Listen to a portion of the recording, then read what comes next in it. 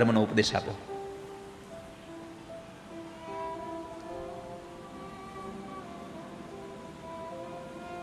ભગવાનના કહેવા અનુસાર દાન ધર્મ રાજ ધર્મની વાતો કરી.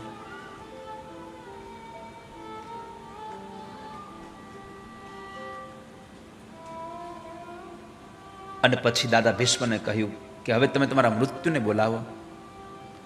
દાદાએ કહ્યું ભગવાન મૃત્યુ નહીં આવે. કેમ? તો કહે છે કે મારી દીકરી કુંવારી છે. જેટલા લોકો ઉભા હતા ને બધાના કાન ચમક્યા. દાદાની દીકરી કુંવારી છે. એને તો પોતાના પિતાના સુખ માટે ભીષ્મ પ્રતિજ્ઞા કરી હતી કે આ જીવન બ્રહ્મચર્ય આશ્રમનું પાલન કરીશ. તો આને કઈ દીકરી આવી?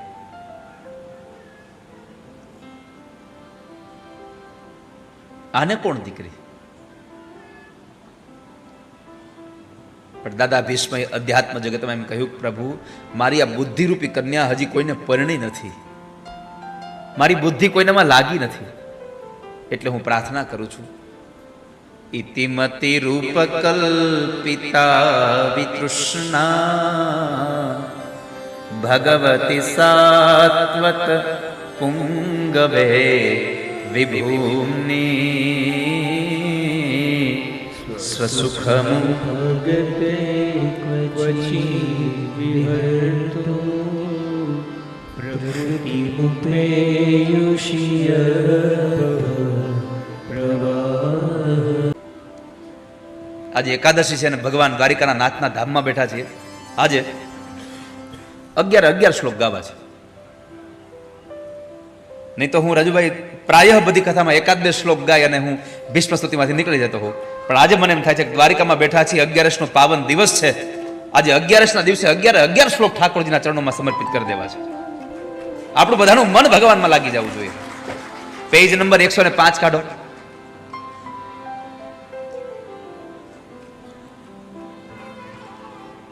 જો કે મારે આમ તો કેવું છે કે આજે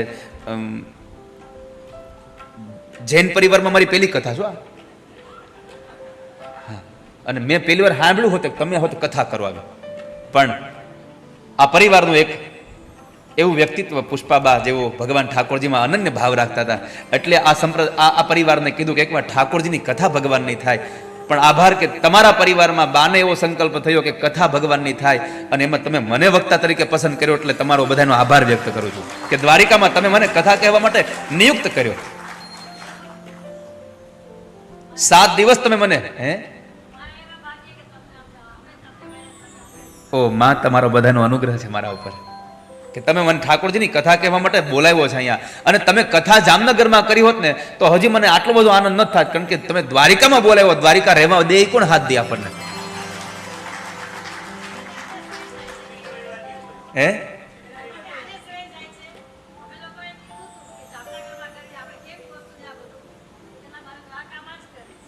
પણ મેં એના કાનમાં કાલે એક સંકલ્પ નાખી દો છે કે આવનારા સમયમાં જામનગરમાં કથા થવાની છે, એમાં મનોરથી પરિવાર તરીકે તમારે એમાં ભાગ લેવાનો છે.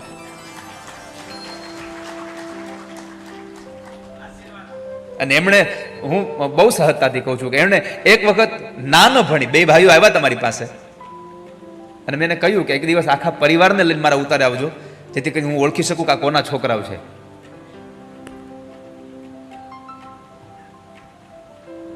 અગિયાર શ્લોક ભગવાનના ચરણોમાં. આ પરિવારના પિતૃના મોક્ષ માટે આ ભાગવત, આ શ્લોક છે ને સામાન્ય નથી હો. માણસને પગમાં કાંટો વાગ્યો હોય ને, માણસને પગમાં કાંટો વાગ્યો હોય ને, ભગવાન કૃષ્ણએ મહાભારતમાં પૂછ્યું છે ભગવાન દાદા ભીષ્મને. જ્યારે બાણસૈયા ઉપર પોઢ્યા અને કૃષ્ણ બધાને લઈને ગયા ત્યારે સૌથી પહેલું વહેલું જઈને ભગવાન કૃષ્ણએ પહેલો વહેલો પ્રશ્ન દાદા ભીષ્મને પૂછ્યો, દાદા આટલા બધા બાણો તમારા શરીરમાં વાગ્યા છે, એક કાંટો વાગે એનું મન સ્થિર ન હોય, તમારું મન વિચલિત તો નથી ને? ત્યારે આટલા બધા બાણો વાગ્યા છે, તમારું મન વિચલિત તો નથી ને? તો તમારી સાથે વાત કરું, તમને દુઃખ તો નથી ને? દાદા ભીષ્મ કહે છે, પ્રભુ તમે આવ્યા પછી શું દુઃખ રહ્યા સંસારમાં? તમે મારી સામે ઉભા છો, પછી આ સંસારમાં દુઃખ છે ને. છોકરું પડી જાય અને રોવા માંડે અને પછી માં એમ કે જો અહીં કીડી મરી ગઈ તો છોકરું એનું પડી ગયું એનો ઘાવ ભૂલી જાય છે. તો પ્રભુ આ તો તમે આવ્યા છો. કીડી મરી જાય અને જો ઘાવ ભૂલાઈ જતો હોય તો તમે સામે ઊભા છો આજે. પછી શું દુઃખ લાગે આમાં? આ સ્તુતિ પોતાની બુદ્ધિને ભગવાનમાં લગાડવા માટે છે. અને ભગવાનને એટલી જ પ્રાર્થના કરજો, ઠાકોરજી અમારી બુદ્ધિ તમારામાં લાગેલી રહે. ભવે ભવે યથા ભક્તિ પાદયોસ્તવ જાયતે. 12મા સ્કંદમાં ભગવાન પાસે સ્તુતિ કરીને કીધું છે, પ્રભુ ગમે તે અવતાર અમારો થાય, આજે માણસ બનાવ્યા છે, પછી જે યોનિમાં જન્મ આપો એમાં પણ કૃપા એટલી કરજો બુદ્ધિ તમારામાં લાગેલી રહે. ભવે ભવે યથા ભક્તિ પાદયોસ્તવ જાયતે. આ 11 શ્લોક એવા છે કે જ્યારે તમને પણ મારી પ્રાર્થના છે કે ક્યારેય કોઈ આપણા પરિવારમાં, આપણા સગા સંબંધીમાં, આડોશી પાડોશીમાં કોઈ પણ જગ્યાએ કોઈ માણસ અતિ બીમાર હોય અને એનો હવે કોઈ ઉપાય ન હોય કે જ્યાં સુધી એનો જીવ ન જાય ત્યાં સુધી, અને એનો જીવ ક્યારેય જતો ન હોય ને બહુ દુઃખી થતા હોય ને એવા માણસની ખબર કાઢવા જાવ ને ત્યારે ચોપડી ભેગી લેતા જજો, મોબાઈલમાં ફોટો પાડતા જજો અને ત્યાં જઈ અને 11 શ્લોકનો પાઠ કરજો. એની પાસે બેસીને એનું મન ભગવાનમાં લાગશે ને તો ઠાકોરજી તરત એને તેડી જશે, ભગવાન એને લઈ જશે, એને પીડાવવું નહીં પડે. બહુ આ તો કેટલાય દાખલાઓ છો. ગજેન્દ્ર મોક્ષનો પાઠ કર્યો હોય, ગીતાજીનો 15મા અધ્યાયનો પાઠ કર્યો હોય. પેલો એટલો આ દુનિયામાં પેલો વેલો લવ લેટર કોઈ શીખડાવ્યો હોય તો રૂકમિણીએ. એણે ભગવાનને પત્ર લખ્યો છે અને રોજ સાંજે અહીંયા બ્રાહ્મણો રૂકમિણી પત્ર ભગવાનને સંભળાવે છે. રોજ સાંજે ભગવાનને સંભળાવે છે. શું આ એના બ્રાહ્મણો, મને તો ઈર્ષા થાય છે, એની હદેખાઈ થાય છે. કેટલા ભાગશાળી છે કે ઠાકોરજી સુધી કેટલા એની પાસે જાય છે. જે આખી દુનિયાને શણગારે છે એ ઠાકોરજીને શણગારવાનો અવસર આ ગુગળી બ્રાહ્મણોને મળ્યો છે. ધન્ય છે એના જીવનને કે ઠાકોરજી સુધી જવાનો અવસર મળ્યો છે, ભગવાનના પગમાં અડવાનો એને અવસર મળ્યો છે.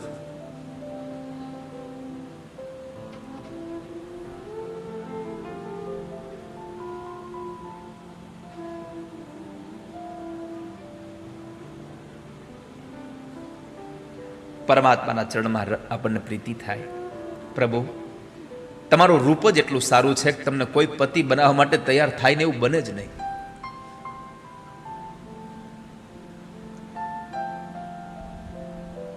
ધનવાનનો દીકરો ગાંડો હોય તો લોકો એને લગ્ન કરવા તૈયાર તો થઈ જાય.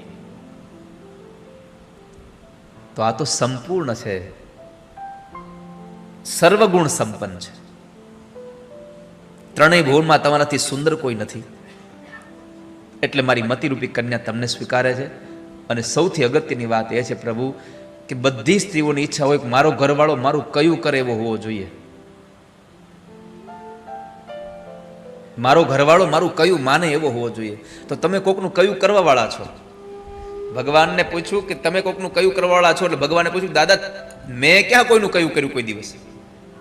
તો કહે છે કે કુરુક્ષેત્રના મેદાનમાં અર્જુને તમને એમ કીધું કે મારો રથ 2 સેનાની મધ્યમાં લઈ જાઓ, ત્યારે અર્જુને તમને આજ્ઞા કરી હતી, તમને પ્રાર્થના નહોતી કરી. અને તોય તમે એનું કયું કર્યું હતું. એટલે મને એમ થાય છે કે મારી બુદ્ધિરૂપી કન્યાને તમે એટલે ગમો છો કે બધાને કહ્યાગ્રો પતિ ગમે.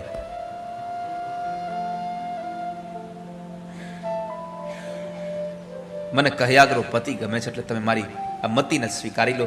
અને પ્રભુ સૌથી મોટી વાત એ છે કે તમે ભક્તોની લાજ રાખવા વાળા છો. તમે આ દાસની લાજ રાખી છે. ભગવાન કહે મેં કોઈની લાજ નથી રાખી, હવના કામ હવની લાજ રાખે છે. આ દુનિયામાં લાજ ઈશ્વર જ બચાવે છે, યાદ રાખજો. સૌની લાજ ભગવાનના હાથમાં છે. જે 4 વટે માર્ગો આવ્યા છે જુનાગઢથી આ દ્વારિકાની આ નગરમાં, અને ભગવાનના દર્શન કરી અને પછી જ્યારે એ હુંડી સ્વીકારવા માટે, હુંડી લેવા માટે નીકળ્યા છે ગામમાં કે ભાઈ શામળસા શેઠનું પેઢી ક્યાં આવી, શામળસા શેઠ ક્યાં, એની પેઢી ક્યાં છે? ગામના લોકોએ કીધું કે એ ક્યાંય છે નહીં. એક બાજુ અહીંયા લોકો એમ કે છે શામળસા શેઠ કોઈ છે નહીં, અને બીજી બાજુ ઓલો જુનાગઢમાં બેઠો બેઠો ગાતો હતો મારી હુંડી સ્વીકારો મહારાજ રે, શામળા ગીરધારી. મારી સ્વીકારો મહારાજ આ મંદિરા મને જો લાવો. કા કરતાલ છે કોઈ પાસે? કરતાલ છે કોઈ પાસે? ઓહો, આખું દ્વારકા કરતાલ વગર. કેટલા લોકો મંદિરે જાવ છો?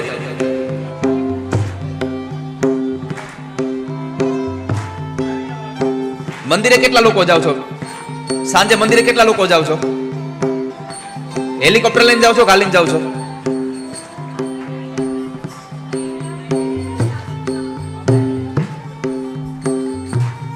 મારો પ્રશ્ન છે કે મંદિરે કેટલા લોકો, મનોરથીઓ પઢિયાર પરિવારના લોકો મંદિરે કેટલા લોકો જાવ છો? નહીં, એમ તમે લોકો કેટલા જાવ છો અહીંયાથી? અહીંયા હોવ ત્યારે જાવ છો ને અત્યારે? તો તમે હેલિકોપ્ટર લઈને જાવ છો, હાલીને જાવ છો? હાલીને જાવ છો ને? તો તમારે બજારમાં થઈને જવું પડતું છે, હે ને? બજારમાં થઈને જવું પડતું છે. તો આજે એક કામ કરવાનું છે, બજારમાંથી 2 વસ્તુ લઈ આવવાની છે રાજુભાઈ. 2 વસ્તુ. એક, બધાને આપણા પરિવારના લોકોને કરતાલ આપી દેવાની છે આજે. અને એક ગૌમુખી માળા લઈ આવવાની છે. કથામાં આવો ત્યારે ગૌમુખી માળા અને કરતાલ અને એક ઓલી કથા કીર્તનની બુક, આ 3 ભૂલ્યા વગર લઈને આવવાનું. જ્યાં સુધી કથા સાંભળવા મળે ત્યાં સુધી ભગવાનનું નામ હારી લેતું જવાનું. અને જ્યારે આવું કીર્તન આવે ત્યારે માળા મૂકીને કરતાલ ઉપાડવાની. મારી હુંડી સ્વીકારો મહારાજ રે, શામળા ગીરધારી. લાવો સ્વીકારો મહારાજ લાવો. ગીરધારી. હે મારી હુંડી શામળિયાને હાથ રે, શામળા ગીરધારી. શ્યામળિયાને હાથ રે, શ્યામળા ગીરધારી.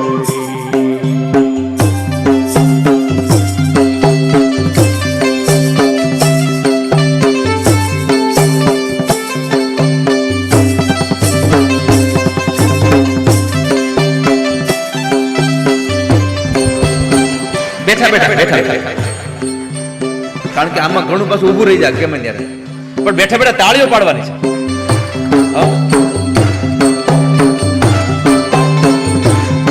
આજ એકાદશી છે, ગાય લેજો, કદાચ તમારી હુંડી ઠાકર સ્વીકારી લે.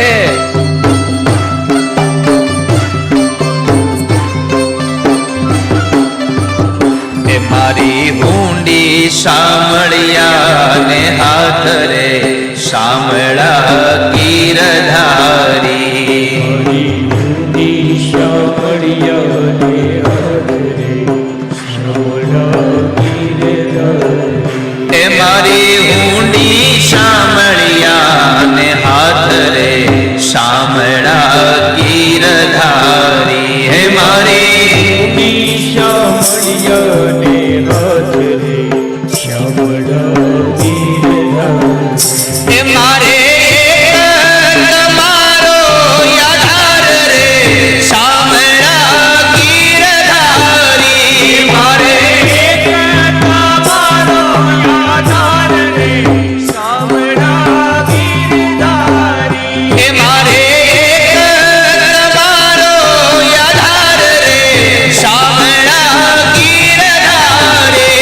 મારે તમારો આધાર રે, શ્યામળા ગીરધારી. એ મારી હુંડી તમારે હાથ રે, શામળા ગીરધારી. મારી હુંડી તમારે હાથ રે, શ્યામળા ગીરધારી.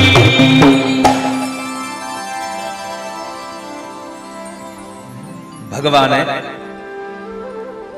હુંડી શું કામ સ્વીકારી? જુનાગઢમાંથી 4 લોકો જ્યારે નીકળે છે અને ગામના લોકોને પૂછ્યું કે અમારે જાવું છે દ્વારિકા, પણ વટે માર્ગોમાં અમને કંઈક લૂંટી જાય એનો ડર છે.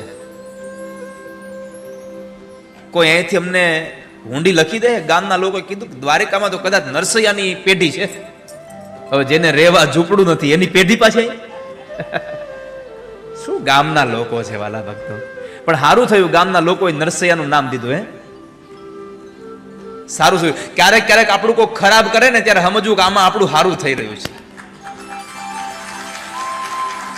જો નરસૈયાની પાસે ન મોકલ્યા હોત તો નરસૈયાની ઊંડી અહીંયા આવી ન હોત.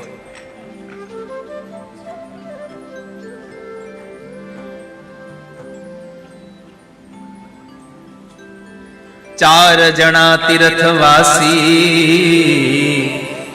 અને રૂપિયા છે 700. વહેલા પધારજો દ્વારિકા. 4 તીર્થવાસી નીકળ્યા અને એની પાસે 700 રૂપિયા છે. રૂપિયા છે 107 અને વેલા દ્વારિકા પધારજો. 4 જણા તીર્થવાસી રૂપિયા છે 107. વહેલા પધારજો દ્વારિકા.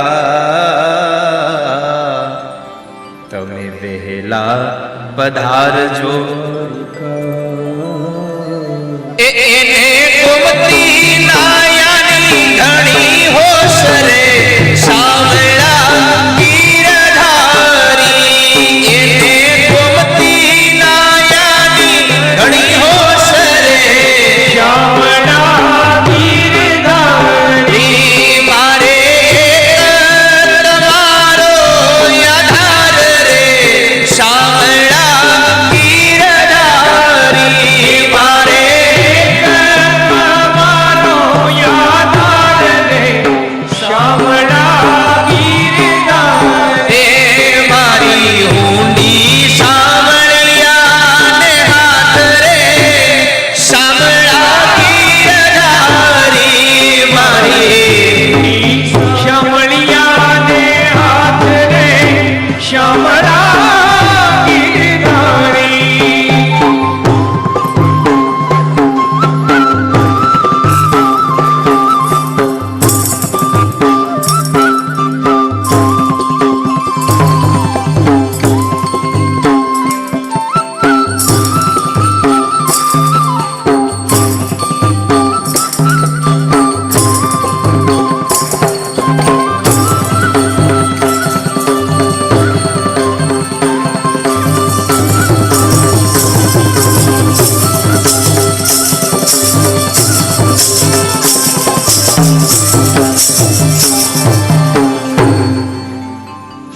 રૂપિયાની હુંડી લખી દીધી.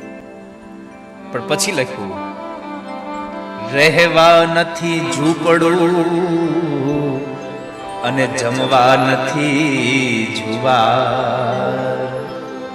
અરે રહેવા નથી ઝૂંપડું